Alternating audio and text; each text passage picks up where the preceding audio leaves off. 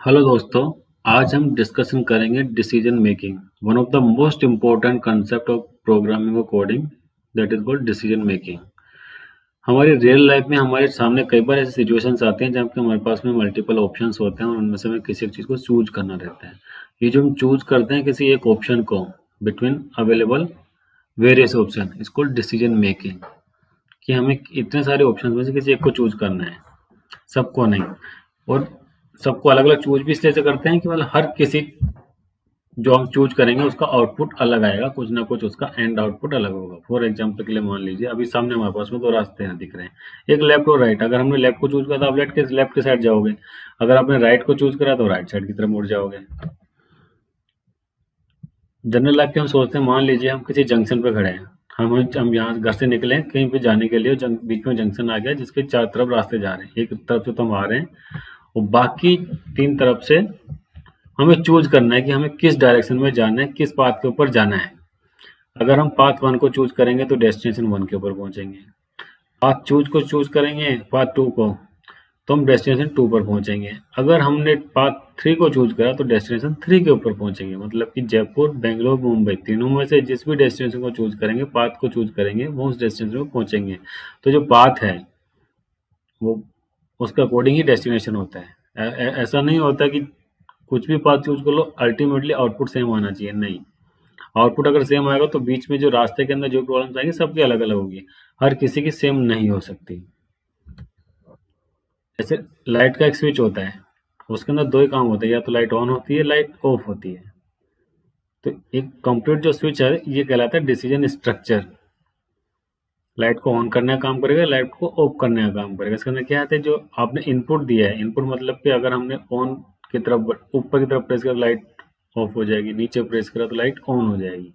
इसके बेस के ऊपर इस सर्किट इसका एक सर्किट बना हुआ है जो डिसाइड करता है कि लाइट ऑन होगी या ऑफ होगी। वो हमें दिखाई नहीं था, हमने तो केवल जो हमें पता है कि ऊपर करने से लाइट ऑफ हो जाएगी, नीचे करने से ऑन हो जाएगी, उसके अकॉर्डिंग हमने काम करा। बट इंटरनल जो स्ट्रक्चर है उसने पूरा का पूरा काम करा, इंटरनल सर्किट ने, कि लाइट के अकॉर्डिंग वायरिंग ने डिसाइड करा कि क्या करना है क्या नहीं करना। तो decision structure in a computer program होता क्या है? Decision structure is a construct in a computer program that allows the program to make a decision and change its behavior based on that decision। अब इसमें construct word है कि construct होता क्या? Construct is a block of code. Computer program की जब भी बात करते हैं तो ग्रुप ऑफ इंस्ट्रक्शन होता है जो कि ब्लॉक ऑफ कोड कहलाता है। इनको आगे हम फंक्शंस भी बोलते हैं, प्रोसीजर भी बोलते हैं, या इफ एल्स का जो स्टेट ब्लॉक आता है वो भी एक अलग से ब्लॉक हो गया है। और हर ब्लॉक ऑफ कोड के ऊपर जो डिसीजन होता है उस डिसीजन के अकॉर्डिंग ही उसका आउटपुट डिसाइड होता है, कि ट्रू होने पे कुछ स्टेटमेंट एग्जीक्यूट होंगे और फॉल्स होने पे कुछ स्टेटमेंट एग्जीक्यूट होंगे। The decision made based on the outcome of a logical test. Logical test is a calculation whose outcome is either true और फॉल्स। कंप्यूटर प्रोग्राम के अंदर जब भी हम कंडीशंस की बात करेंगे कि जहाँ पे आपको चूज करना है किसी एक ऑप्शन को, तो वहाँ पे तो ट्रू फॉल्स होगा, या आपके पास वेरियस ऑप्शन होगा जिसमें से आपको चूज करना होगा। वो डिपेंड करता है कि आपका जो डिसीजन मेकिंग स्टेटमेंट है वो किस तरीके से राइट करा गया है।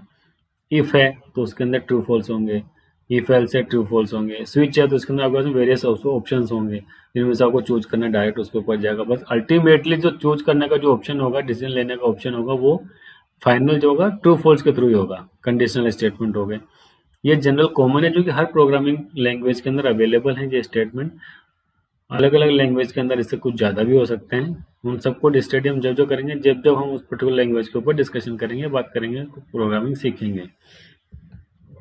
एग्जाम्पल के लिए वेदर फोरकास्ट की बात करते हैं। अगर बारिश होगी तो आपको छाता चाहिए, बारिश नहीं होगी तो आपको अम्ब्रेला की जरूरत नहीं है। तो क्या है example of weather forecast about raining? Weather और not a user should bring an umbrella with him. तो यूजर इनपुट जब करेगा कि बाहर रेनिंग हो रही है कि नहीं हो रही है, उसके बेस के ऊपर अम्ब्रेला को ले जाने का डिसीजन लेंगे, ले जाना है कि नहीं ले जाना है। Did user input rain?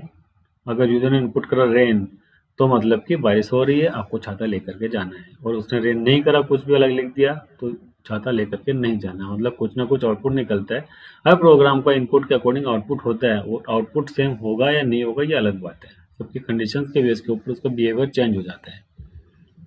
और एक जनरल बात करते हैं decision making flow in A programming के अंदर क्या होता है, कुछ ना कुछ इनपुट होगा, उसके बेस के ऊपर कुछ कैलकुलेशंस होंगी, उन कैलकुलेशंस के बेस के ऊपर जो रिजल्ट निकलता है उसके रिजल्ट के बेस के ऊपर अलग अलग एक्शंस परफॉर्म होते हैं। जैसे यहाँ पे यूजर ने इनपुट डाला, उसके बेस पे कंडीशंस आई, अगर ट्रू है तो perform some task, condition satisfy है तो लेफ्ट साइड की तरफ जाएगा, कंडीशन रॉन्ग है, फॉल्स आउटपुट आया है उसका, तो राइट हैंड की तरफ जो चल रहा है रेड कलर के अंदर ये वाला डिसाइड होगा। अल्टीमेटली दोनों कुछ ना कुछ रिजल्ट आएगा, दोनों टास्क का रिजल्ट आएगा, रिजल्ट सेम आएगा या नहीं आएगा ये हमारे अलग अलग particular block of code decide करते हैं। स्विच को ऑन करा तो लाइट ऑन हो जाती है, ऑफ करा तो लाइट ऑफ हो जाती है। अंदर स्ट्रक्चर के अंदर उसके स्विच के अंदर जो कंडीशंस लिखी हुई है कि ऑन करने से क्या होगा, ऑफ करने से क्या होगा, उसके बेस के ऊपर आउटपुट आता है। सेम प्रोग्राम के अंदर भी कि हर इनपुट के बेस पे, कैलकुलेशन के बेस पे जो हमने ब्लॉक ऑफ कोड लिख रखा है उसके अकॉर्डिंग आउटपुट डिफरेंट डिफरेंट आते हैं।